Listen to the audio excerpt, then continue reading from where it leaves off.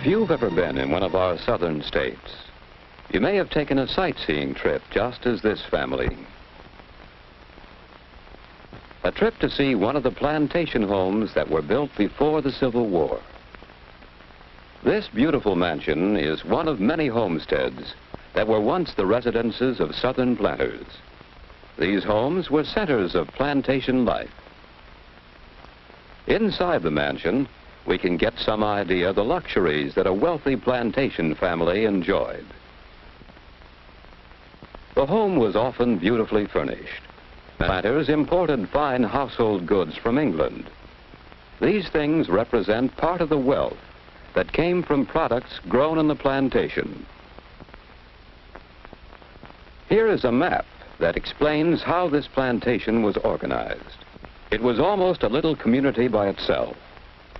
Most of the sections of land were devoted to one crop, such as cotton. Other sections contained orchards, vegetable gardens, and pastures, the source of food for the people and the work animals. The buildings included the planter's home, a mill, workshops, and a row of small cabins for the slaves, who did almost all the work. We can still find remnants of some of these things on old plantations. These small houses were for the slaves who worked on the plantation. In this carriage house, the plantation vehicles were kept and repaired. In the blacksmith shop, such things as tools, wheel rims, and plowshares were made. And all of this was done by hand, the hand labor of the slaves.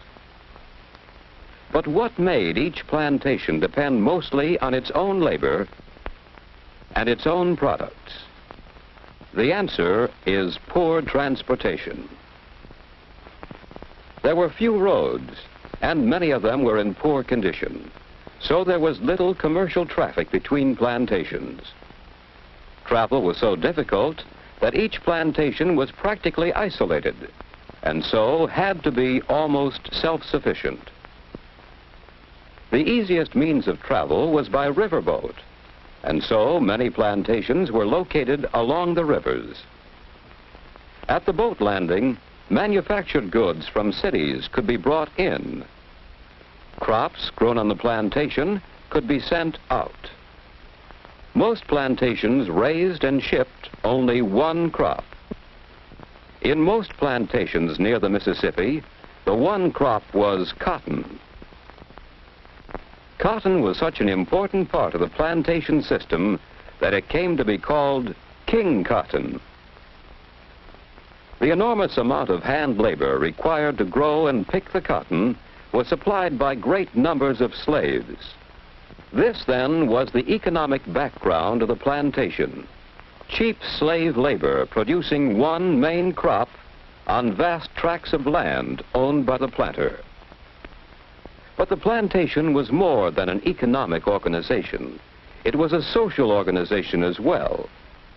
The planter and his slaves were part of an unusual class system. The sharp division of people into two main groups, the owners and the slaves, left a lasting influence on the society of the South. What was that society like?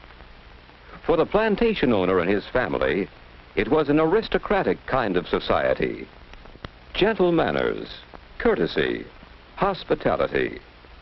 Many of the ideas that we still associate with the people of the South came from the days when plantation life was in full flower. This, then, was the social organization of the plantation. The aristocratic class of the landowners who had wealth and privileges, and the laboring class of the slaves who had little wealth and few privileges. The plantation system in the United States reached its greatest development before the Civil War. By 1860, plantations reached from Virginia to Texas. On some of these, tobacco was produced. On others, sugar was grown. On others, cotton was the main crop. Whatever the crop, The system of producing was similar. Cheap labor, one crop, and vast tracts of land. These are some of the things we can better understand when we visit one of the old plantation homes of the past. But did this plantation life influence the modern South? Can we find anything left of the plantation system? We might find part of the answer as we look around us in the South today. Here is a scene that tells us part of the story. This plantation home was abandoned during the Civil War. Great changes in the plantation system occurred during the war. The freeing of the slaves and the great financial burden of the war disrupted the economic pattern. Some planters went bankrupt and lost possession of their plantations. But the plantation system did not entirely disappear. Some elements of that system did not change. The land, cultivated for generations and still productive, remained. The source of labor, great numbers of Negroes, remained. The demand for cotton remained, and the growing of cotton continued. So the plantation system, in a smaller and modified way, continued and can be found in the South today. Much of the work is still done by hand. Much of the wealth still comes from one crop, cotton. Most of the workers are Negroes who live on the plantation. Today, the man who owns the plantation is called the landlord. The men who work the farm are tenants. And so the landlord, the laborers, and the land are still the important parts of the plantation system. Today, this owner has less land than the plantation owner of the past, and he lives in a house that is less pretentious than the great mansions of earlier times. The tenant farmers and their families live on the plantation. Each family has a small house which they rent together with a section of land. A few tenants pay their rent in money, but most tenant farmers on the plantations work their portion of land in return for a share of the crop. And so the tenant farmers, both Negro and white, provide the necessary labor for raising the cotton. What other changes have come to the plantation? The plantation today is not as isolated as it once was. Paved highways link the plantations with towns and cities. The plantation crop can be shipped by railroad or by large trucks. Today, as we look out over the southern countryside, we'll see that plantations are not as plentiful as they once were. Many have been divided up into smaller farms. On this farm, beef cattle are raised. Other farms specialize in producing milk or poultry or grain. We'll find most of these farmers using modern machinery, and we'll find that these same methods of mechanization are affecting the plantation system too. This mechanical cotton picker is one of many different machines that are replacing hand labor. Here, the most modern machines are used at every stage of the work: growing, harvesting, and preparing for the next crop.